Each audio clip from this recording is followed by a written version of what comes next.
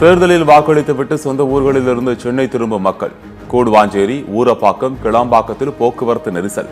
தாம்பரம் ரயில் நிலையத்தில் அலைமோதிய கூட்டம். தொடர் விடுமுறை முடிந்து பணிபுரியும் இடங்களுக்கு மக்கள் திரும்புவதால் நெல்லை ரயில் நிலையத்தில் அலைமோதிய கூட்டம். ரயிலில் இருக்கை பிடிக்க கூட்ட நெரிசலில் சிக்கி தவித்த பயணிகள்.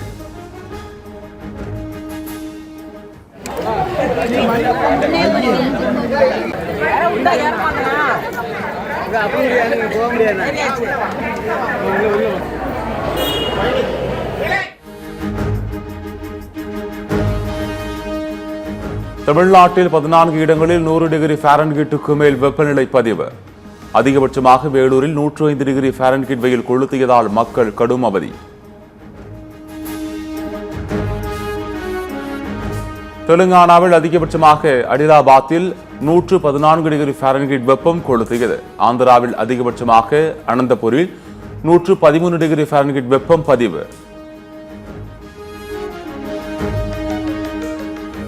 ஆந்திராவில் எரிபொருள் தட்டுப்பாடு காரணமாக 400க்கும் மேற்பட்ட பெட்ரோல் பங்குகள் மூடல் என தகவல். பிரச்சனையை உடனடியாக சரி செய்ய அதிகாரிகளுக்கு முதலமைச்சர் சந்திரபாபு நாயுடு உத்தரவு. இசையமைப்பாளர் ஜேம்ஸ் வசந்தின் கார் கண்ணாடி உடைப்பு. தருதலைகளின் வேலையா தற்குறிகளின் வேலையா என வீடியோ வெளியிட்டு ஆவேசம். தெருநாய்கள் கடித்து ஒரே நாளில் 15 பேர் திருவள்ளூர் அரசு மருத்துவமனையில் அனுமதி. கடம்பத்தூர் அருகே சாலையில் சென்று கொண்டிருந்தவரை நாய் கடித்து குதறிய சிசிடிவி காட்சிகள் வைரல்.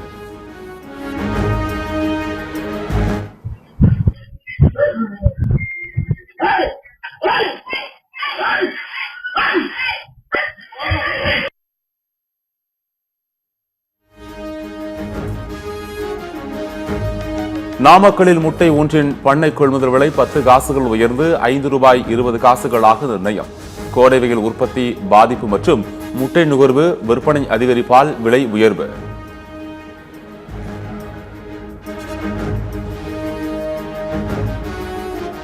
காவிரி மேலாண்மை ஆணையத்தின் 50வது கூட்டம் வரும் 29ஆம் தேதி டெல்லியில் கூடுகிறது.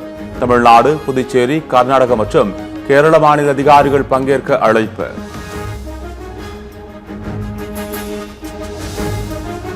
ஐஸ்கிரீம் தயாரிப்பு நிறுவனங்களில் முறையாக விதிமுறைகளை கடைபிடிக்கிறதா என்பதை கண்காணிக்க அதிகாரிகளுக்கு உணவு பாதுகாப்புத்துறை உத்தரவு. கோடை வெயில் காரணமாக தமிழ்நாட்டில் ஐஸ்கிரீம் விற்பனை அதிகரித்துள்ள நிலையில் ஐஸ்கிரீம் தயாரிப்பு நிறுவனங்களுக்கு எச்சரிக்கை.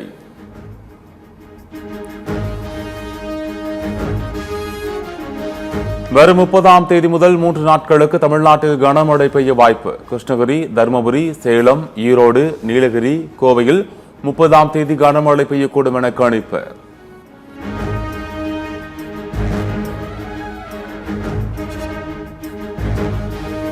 பலரும் கவனிக்காத பிரச்சனைகளை நாடாளுமன்றத்தில் விவாதித்து இளைஞர்கள் மத்தியில் பிரபலமான ராகவ் சந்தா பாஜகவில் இணைந்ததற்கு கடும் எதிர்ப்பு. பாஜகவில் இணைந்த அடுத்த 24 மணி நேரத்தில் 10 லட்சம் ஃபாலோயர்கள் இன்ஸ்டாவில் அன்ஃபாலோ செய்தனர்.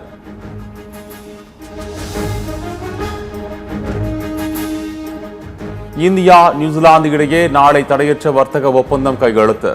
மத்திய வர்த்தக மற்றும் தொழில்துறை அமைச்சர் பியூஷ் கோயல் தகவல்.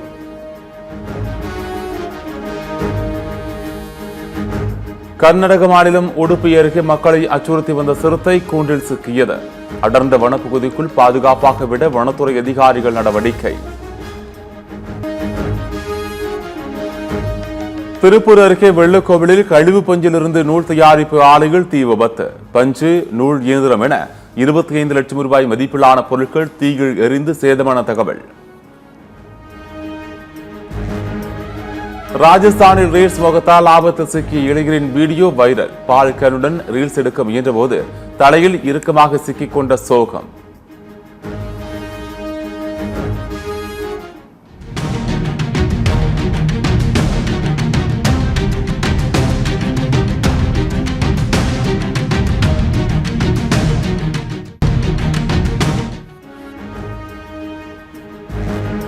ஆந்திர மாநிலம் விசாகப்பட்டினம் அருகே கட்டுமான பணியின் போது ரயில்வே பாலம் இடிந்து விபத்து. பாலம் இடிந்து விழுந்ததில் காயமடைந்த 7 தொழிலாளர்கள் மருத்துவமனையில் அனுமதி. தமிழ்நாட்டில் தென்மேற்கு பருவமழை மே மாத இறுதியிலேயே தொடங்குகிறது. இந்த ஆண்டு தென்மேற்கு பருவமழை குறைவாக இருக்கும் என இந்திய வானிலை ஆய்வு மையம் கணிப்பு.